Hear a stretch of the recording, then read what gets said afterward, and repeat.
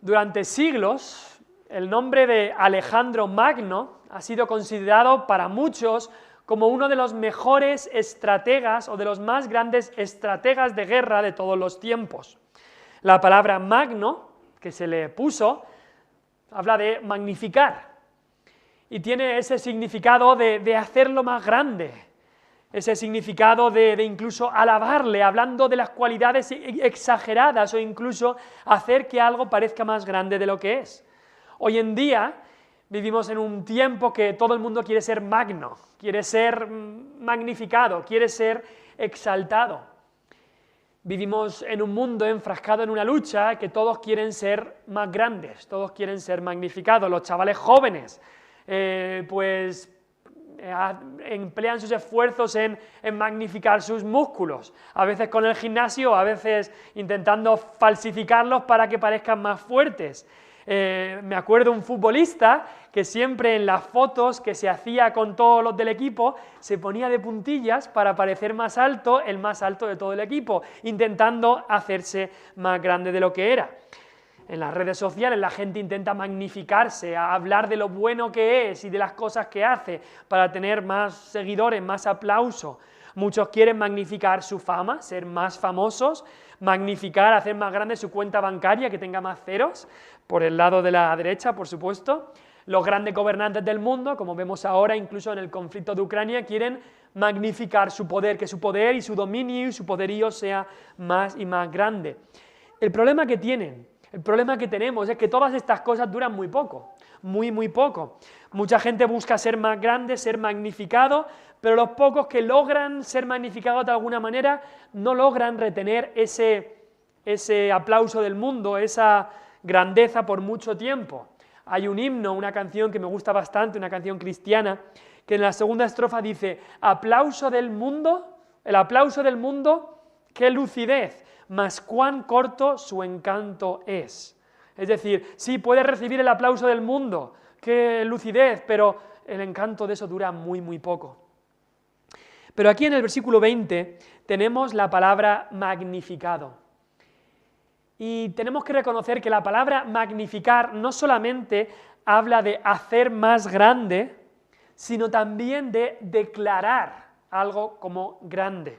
Y está claro que cuando esta palabra se utiliza para Cristo, no se utiliza como hacerle más grande, sino declarar lo grande que Él es. Es en ese segundo sentido que tenemos que entenderlo aquí.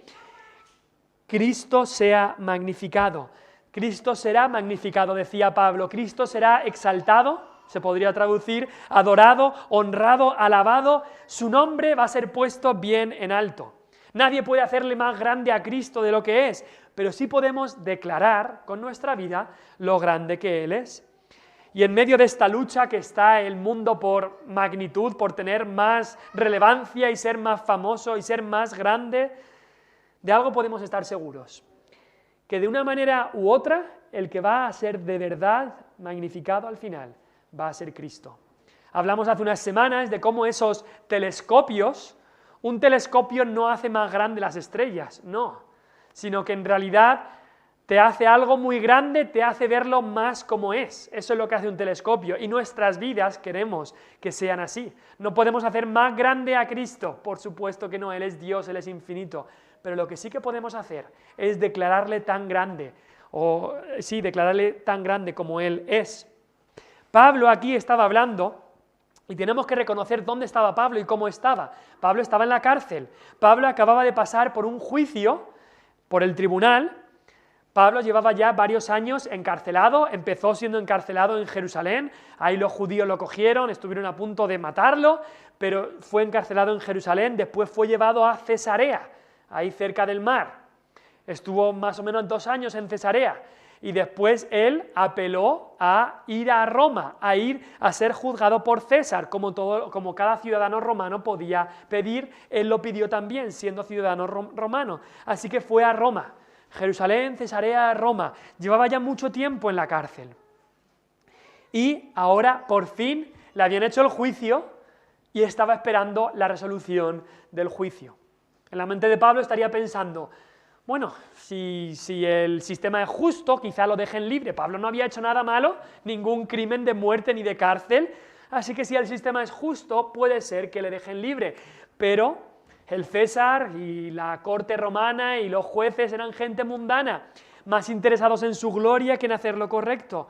Toda esta gente buscaban ser magnificados ellos mismos, así que había posibilidad también de que por ir en contra de Cristo, por ir en contra del cristianismo que se estaba expandiendo, que Pablo acabara siendo ejecutado. Pero aún con todo eso en su mente, Pablo se estaba gozando. Se estaba gozando, como vimos la semana pasada, porque Cristo estaba siendo anunciado. Cristo es anunciado, vimos la semana pasada. Incluso en la misma capital del imperio, unos lo anunciaban con rabia en contra de Pablo y otros lo anunciaban por amor a Pablo. Y Pablo dice, yo me alegro de que Cristo sea anunciado. Pablo no podía ver todo el cuadro, no podía entender quizá muchas de las cosas que estaban ocurriendo con él, pero él sabía que el Dios soberano tenía un plan mucho más grande que la persona de Pablo, mucho más grande que Pablo mismo. Pablo era solamente un puntito de pintura en el cuadro inmenso que Dios estaba pintando. Y quizá era difícil ver por qué ese puntito pequeño estaba en esta situación y no en esta. ¿Por qué este puntito pequeño estaba de un color tan oscuro por lo que estaba pasando y no de un color claro que todo le fuera bien? Pero Pablo sabía que él solamente era un puntito pequeño en el plan de Dios.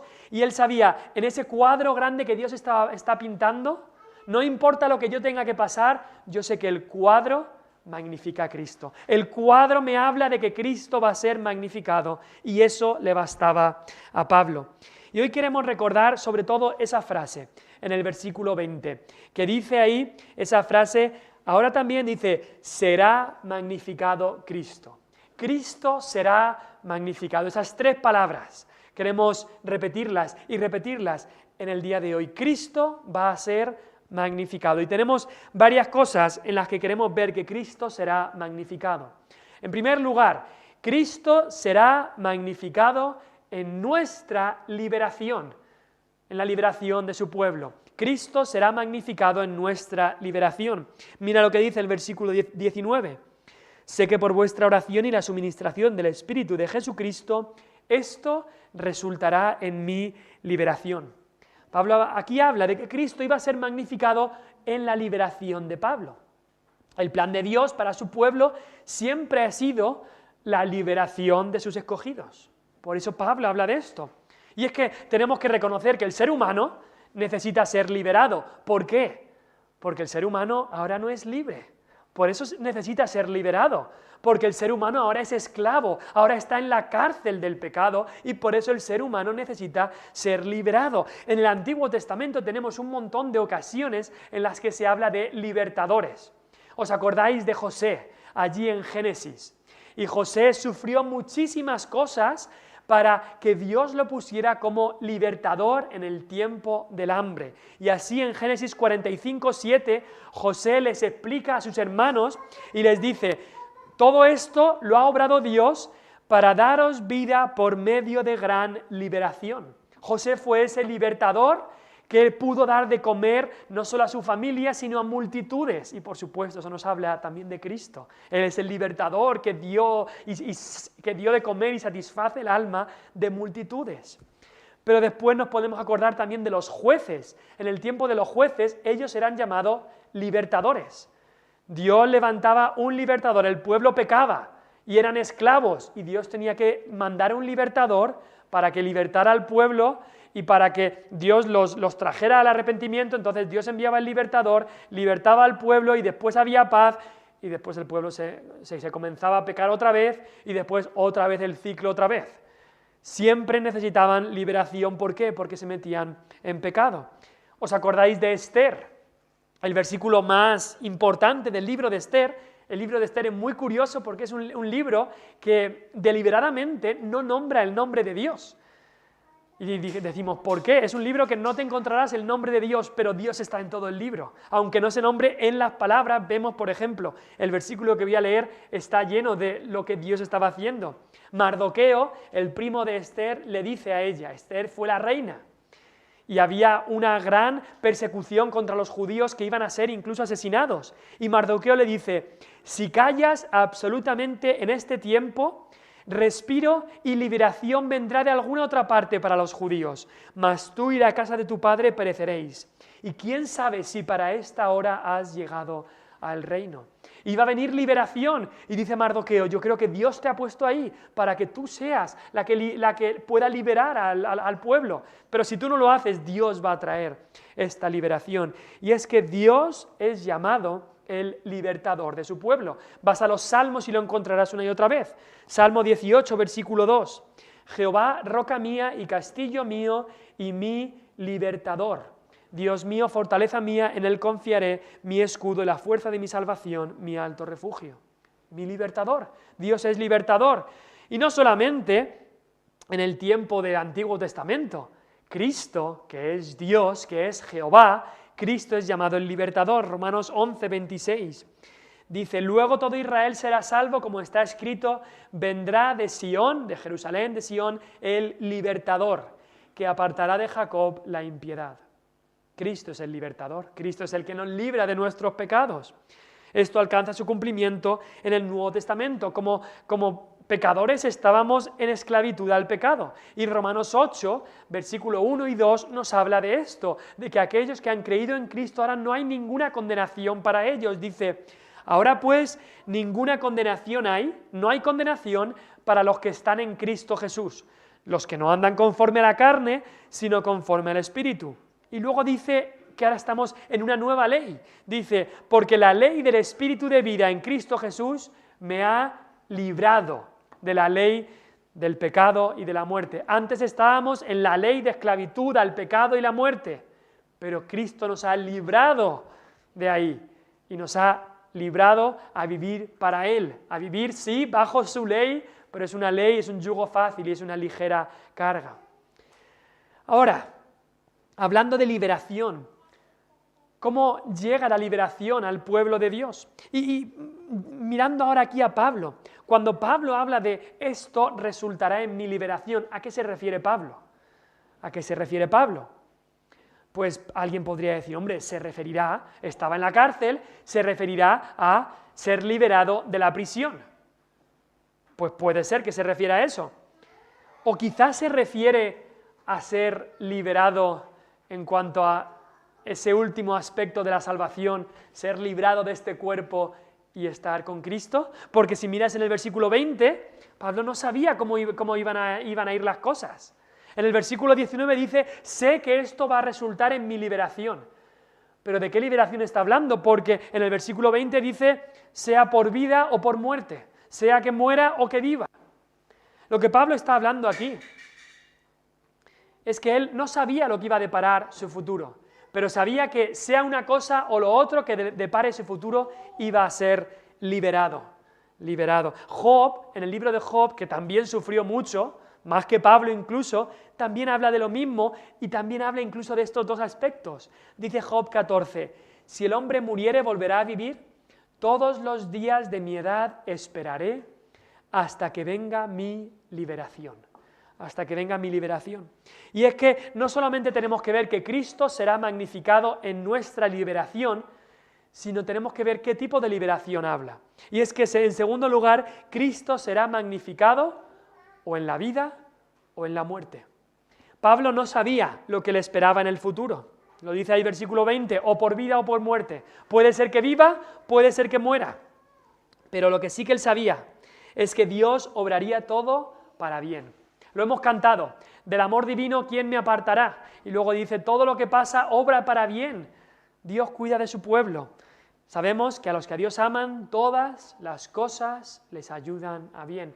Un versículo fácil de leer y de recitar, pero difícil de aprender en cuanto a vivirlo. Y lo que está Pablo diciendo aquí es, mira, yo sé que el futuro va a traer mi liberación. Esta liberación puede ser que yo sea reivindicado en el tribunal y que me liberen así. Puede ser que la liberación venga en que yo sea puesto en libertad. Puede ser que la liberación venga en que yo quede en la cárcel sustentado por la mano de Dios. O puede ser que la liberación venga en cuanto a que yo sea llevado al cielo eterno. Pero sea como fuere, la liberación va a venir. Yo voy a ser librado en esto. Lo que el futuro tiene para mí es liberación. Y en sus pruebas, el cristiano que ya ha sido libertado del pecado, el cristiano va a ser librado. Puedes estar tranquilo porque en tus pruebas vas a ser librado. O en esta vida Dios interviene y nos saca de ese pozo de la desesperación, o quizás incluso en la muerte Él nos lleva a la libertad eterna en su gloria. Quizá pensarás, bueno, pues entonces el incrédulo también va a ser liberado de sus pruebas una vez que muera. No, el incrédulo cuando muere es cuando empieza la peor de las pesadillas del incrédulo. El incrédulo que aquí en esta vida es esclavo del pecado y no tiene libertad, cuando muera tendrá aún menos, porque será condenación lo que le espera, esclavitud eterna, restricción eterna de libertad. Pablo sabía que liberación vendría o por vida o por muerte. Ahora a nosotros nos cuesta ver eso. Nos cuesta ver eso. Nosotros siempre decimos, donde hay vida hay esperanza. En la muerte no hay nada bueno, pensamos. Pero el cristiano, incluso en el Nuevo Testamento, el cristiano dice que no muere, sino que duerme. Muchas veces que se habla de la muerte del cristiano en el Nuevo Testamento, habla que duermen. Ellos duermen. Es algo incluso dulce en la vida del cristiano. Y tenemos que entender que muchas veces la liberación que nosotros esperamos no es la que Dios tiene para nosotros. Hay alguno que dirá, Señor, libérame de esta enfermedad, libérame de esta enfermedad. Y puede que Dios diga, sí, o puede que Dios diga, mira, yo quiero liberarte de la impaciencia que tienes a través de esta enfermedad. Yo quiero liberarte de esa independencia que tú tienes de mí y para eso te viene mejor la enfermedad que la salud. Por eso no te voy a liberar de esta enfermedad. Hay alguno que dirá, Señor, libérame de la pobreza. Y puede que Dios lo haga, o puede que Dios diga, yo quiero librarte más bien de la avaricia. Y tu liberación va a venir, pero no es la que tú esperas. Tu liberación no va a venir con riqueza, sino con pobreza. Vas a ser librado de la raíz de todos los males, que es el amor al dinero. Esa es la liberación que Dios quiere dar, más incluso que la otra. Hay alguno que dirá, Señor, libérame de esta persona que me hace la vida imposible, es que no aguanto la vida con esta persona. Y puede que Dios lo haga, o puede que Dios diga, más que ser liberado de esa persona, necesitas ser librado de tu orgullo. Y voy a utilizar a esa persona para humillarte y para que te haga sentir bien pequeño, para que te sientas cada día como el polvo, como el estiércol y encuentres toda tu gloria en mí y no en ti mismo. Que no pienses nunca en gloriarte en ti, sino en gloriarte solo en la cruz de nuestro Señor Jesucristo, y ahí toda la gloria la recibe Él. Y quizá dices, no lo entiendo, Señor. Yo quiero ser librado de mi enfermedad, quiero ser librado de mi pobreza, quiero ser librado de esta persona que me hace la vida imposible. Y Dios dice, yo tengo planes más altos para ti que esto. Tú dices, no es justo, pero recuerda que Dios, sus planes son más altos que nuestros planes, sus caminos son más altos que nuestros caminos, tan altos como los cielos son más altos que la tierra, así los caminos de Dios son más altos que nuestros caminos y sus pensamientos que nuestros pensamientos. Justo ayer, un chico de 28 años en Irlanda del Norte, como dijimos la semana pasada, un chico de 28 años fue el funeral suyo ayer. ¿Cómo puede ser que Cristo sea magnificado en la muerte trágica de un chico de 28 años que se acababa de casar hace año y medio y que su mujer va a dar a luz en 2 semanas? ¿Cómo puede ser que Dios sea magnificado en algo así? No lo podemos entender, pero Dios tiene un plan en todo y todas las cosas ayudan a bien, aunque a nosotros nos cueste entenderlo. Pablo sabía, Cristo va a ser magnificado, sea en mi vida o en mi muerte. Los filipenses se estirarían de los pelos, dirían, si tú mueres, el evangelio se va a acabar. Si tú mueres, todo va... No, y Pablo dice, no, Cristo va a ser magnificado, sea que yo viva o sea que yo muera. Cristo será magnificado en nuestra liberación, Cristo será magnificado en la vida y en la muerte. Tercero, Cristo será magnificado a través de la oración y del Espíritu. Mira lo que dice el versículo 19.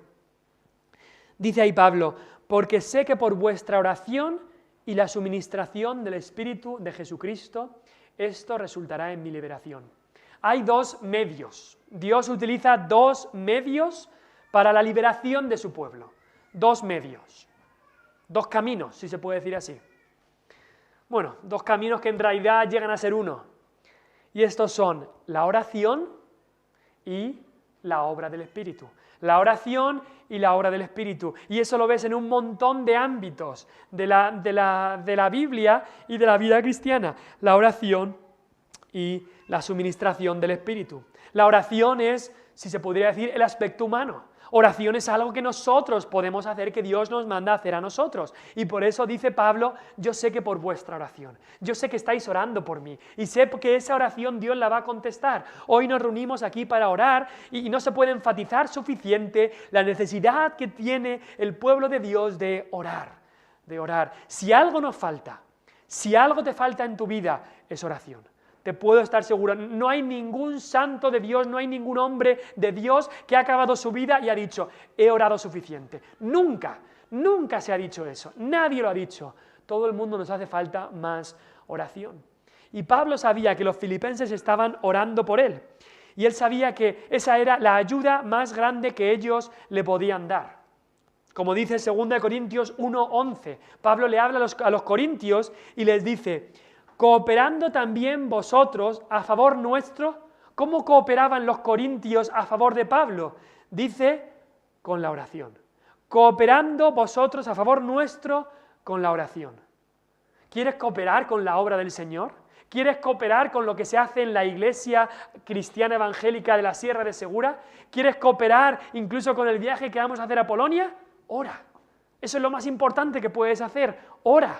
Ora por tu iglesia, ora por el liderazgo de la iglesia, ora por los hermanos de la iglesia, ora por las enfermedades que tienen algunos hermanos, ora por los mayores, ora también, por supuesto, por los jóvenes, ora por la salvación de los inconversos. Ora, es la mejor manera que tienes para cooperar con la obra de Dios. Y aquí esta palabra que utiliza Pablo nos habla de pedidos y súplicas urgentes a Dios. La oración es urgente, la oración no es algo que dejas para otro día. Y es encima con un sentimiento de necesidad. Pablo había hablado antes, versículo 5, esa comunión en el Evangelio que tenían. Y esa comunión se podía ver porque los filipenses estaban orando por Pablo. Era también comunión en las oraciones. Tan importante es la oración. Dios obra, Dios libera a su pueblo y Cristo es magnificado cuando su pueblo ora. Cuando su pueblo ora. Segunda de Crónicas 7:14. Mucho se habló de este texto, incluso en el tiempo de la pandemia. Si se humillare mi pueblo, sobre el cual mi nombre es invocado, y oraren. Si se humillare mi pueblo sobre el cual mi nombre es invocado, y oraren, y buscaren mi rostro, que también habla de orar, y se convirtieren de sus malos caminos, entonces yo oiré desde los cielos y perdonaré sus pecados y sanaré su tierra. Ahí tienen la promesa. ¿Necesitas algo más? Pues Jeremías 33:3, clama a mí y yo te responderé y te enseñaré cosas grandes y ocultas que tú no conoces. Lo importante que es la oración. Pero hay dos medios de los que Pablo habla aquí. No solo la oración, pero después dice versículo 19, sé que por vuestra oración, y también la suministración del Espíritu de Jesucristo. Si la oración era el aspecto humano, aquí está el aspecto divino. La oración es humana y esta suministración es divina. Y aún así, el Espíritu muchas veces obra, muchísimas veces. La mayoría de las veces el Espíritu obra en contestación a las oraciones de su pueblo. El comentarista Matthew Henry lo dijo, quizá lo he nombrado alguna otra vez, dijo esta frase que siempre he recordado, dijo, cuando Dios quiere hacer cosas grandes con su pueblo, antes pone a su pueblo a orar.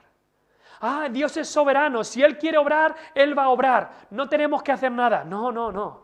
Cuando Dios quiere por su voluntad, porque Él es soberano, cuando Él quiere hacer algo grande con su pueblo, antes pone a su pueblo a orar. Así es como Dios obra, la mayoría de las veces en contestación a las oraciones de su pueblo. Y Pablo sabía eso y creía en eso. Al orar los filipenses, el Espíritu obraría en Pablo y a través de Pablo. Pablo necesitaba que el Consolador, el Espíritu de Jesucristo, que Jesucristo mandó, le sostuviera en esta situación, cualquiera que fueran los resultados del veredicto. Podía ser que Pablo fuese liberado o pudiese ser que Pablo iba a ser mandado a los leones o ejecutado o quemado en la hoguera. Podía ser cualquier cosa, pero Pablo sabía: Cristo será magnificado en mi vida o en mi muerte, pero será a través de vuestra oración y de la suministración del Espíritu. Hay mucha gente que se pregunta: ¿por qué no viene avivamiento? ¿Por qué no viene avivamiento? ¿Por qué no se salvan más almas?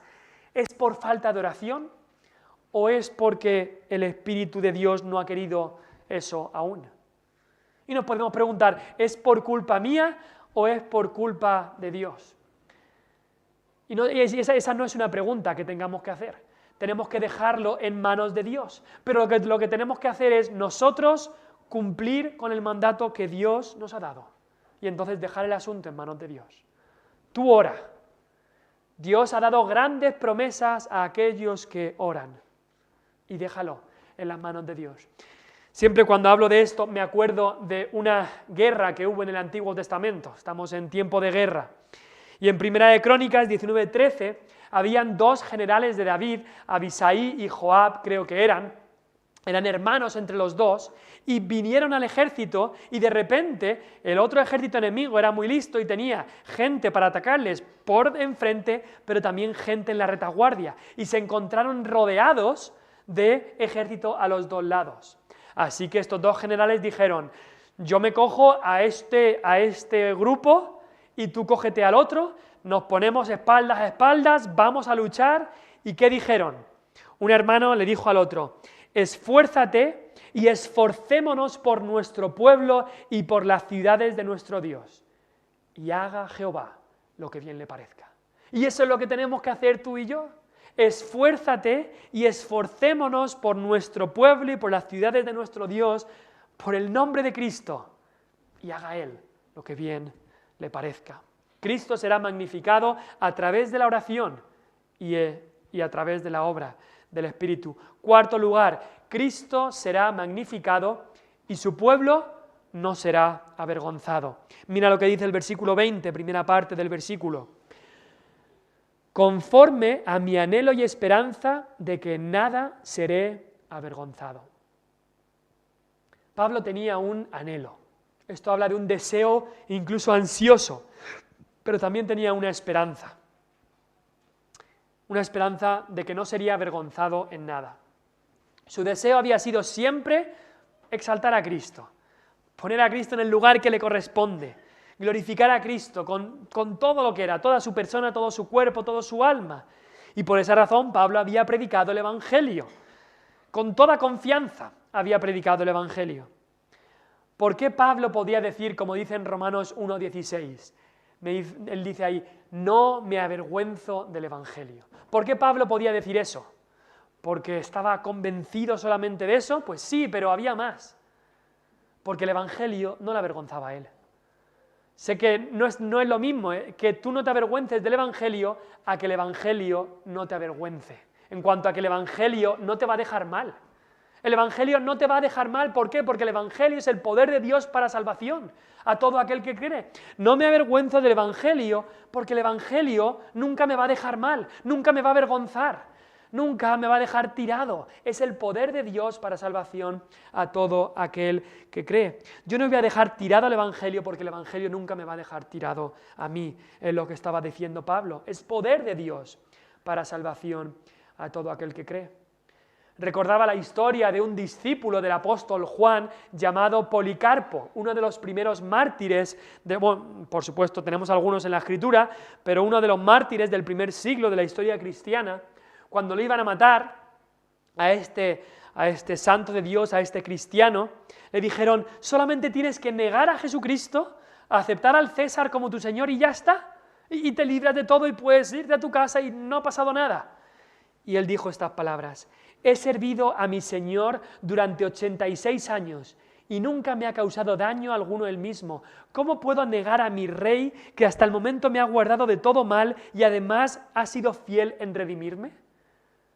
¿Nunca me ha fallado el Señor? ¿Cómo le voy a negar ahora? ¿Cómo le voy a negar ahora? El Evangelio no me avergüenza, nunca me ha dejado mal. He servido a mi Señor durante 86 años y nunca me ha causado daño alguno él mismo. ¿Cómo puedo negar a mi Rey? Y al final este hombre Policarpo fue quemado en la hoguera. Pablo no sabía aún el resultado de su juicio, pero sí que sabía algo, que Cristo sería magnificado fuera cual fuera el resultado, y por eso él no se iba a avergonzar. En vida él magnificaría a Cristo viviendo por él, dando testimonio de él. En la muerte él magnificaría a Cristo muriendo por él, siendo un mártir por su causa y mostrando la mano vigorosa de Cristo sobre él. Así que no se iba a avergonzar, porque sabía que el Evangelio nunca le iba a avergonzar a él. Y esta esperanza que él tenía no le avergonzaba. En nada sería avergonzado. Aquellos que confían en Cristo no serán avergonzados. Romanos 5, del 3 al 5, habla de las pruebas y de las tribulaciones. Y dice Pablo ahí en Romanos, no solo esto, sino que también nos gloriamos en las tribulaciones. Nos gloriamos, nos regocijamos en las tribulaciones, sabiendo que la tribulación produce paciencia, y la paciencia prueba, y la prueba esperanza, y la esperanza no avergüenza. La esperanza no avergüenza. Es una esperanza firme la que tenemos los cristianos, no vamos a ser avergonzados. Sí, el mundo nos querrá avergonzar, se querrá reír de nosotros, pero el Evangelio nunca nos va a dejar tirados. Lo que Cristo ha hecho, Él lo perfeccionará y un día estaremos con Él. La esperanza no avergüenza, porque el amor de Dios ha sido derramado en nuestros corazones por el Espíritu Santo que nos fue dado. Cristo será magnificado en nuestra liberación, Cristo será magnificado en la vida o en la muerte, en nuestra vida o en nuestra muerte. Cristo será magnificado a través de la oración y de la obra del Espíritu. Cristo será magnificado y su pueblo no será avergonzado. Y en último lugar, Cristo será magnificado siempre, siempre. No va a haber un momento en el que Cristo no sea magnificado. Dice ahí, versículo 20, conforme a mi anhelo y esperanza de que en nada seré avergonzado, antes bien, con toda confianza, como siempre, ahora también, será magnificado Cristo en mi cuerpo, por vida o por muerte. Recordemos que Cristo gana siempre. Cristo gana siempre. No hay derrota posible. No hay derrota posible, así que puedes decir y tener toda la confianza, como Pablo dice ahí, con toda confianza. Con toda confianza. La fe del cristiano no es una fe ciega. No es una fe ciega. Hay gente que dice, sí, es una fe ciega. No, no es una fe ciega, es una fe basada en lo más real que hay. En lo más real que hay. En la obra de Cristo. En lo más real que hay. En el Evangelio de Cristo, que es poder de Dios para salvación a todo aquel que cree. Puedes tener toda la confianza. E incluso Pablo en el versículo 19 decía, porque yo sé esto. No es algo que yo creo, sino que yo lo sé. Esto va a resultar en mi liberación, sea por vida o por muerte, voy a ser liberado. Pablo sabía que esta presente situación que había descrito antes, al final obraría para su beneficio, y que Cristo sería magnificado.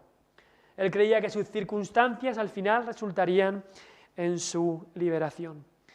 Y así nos quiere enseñar también a nosotros. Cuando estemos pasando por el horno de la prueba, cuando estemos pasando por el valle de la sombra de muerte, cuando no vemos lo que puede ocurrir, cuando quizás solo vemos ese puntito negro pequeño, tenemos que acordarnos que es un puntito negro de un cuadro muy grande, Cuando pasemos por la más difícil de las circunstancias, recordemos esto, Cristo será magnificado. Cristo será magnificado. Él es el Rey, Él es el Señor, Él es el amo de todo, Él es el Dios de dioses y Él gana la partida. Cristo en el cuadro va a reflejar a Cristo siendo magnificado. Magnificar no significa hacer más grande, sino declarar lo grande que ya es. Lo grande y lo inmenso, lo bueno, lo amoroso, lo misericordioso que es nuestro Señor Jesucristo. Que Cristo sea magnificado en nuestras vidas. Sea en la prueba o sea en la falta de pruebas, sea en la salud o sea en la enfermedad, sea en la riqueza o sea en la crisis que quizá nos viene ahora, sea en la manera que sea, que Cristo sea magnificado, que queramos declarar y ponerle a Él en el sitio que le corresponde. Vamos a orar.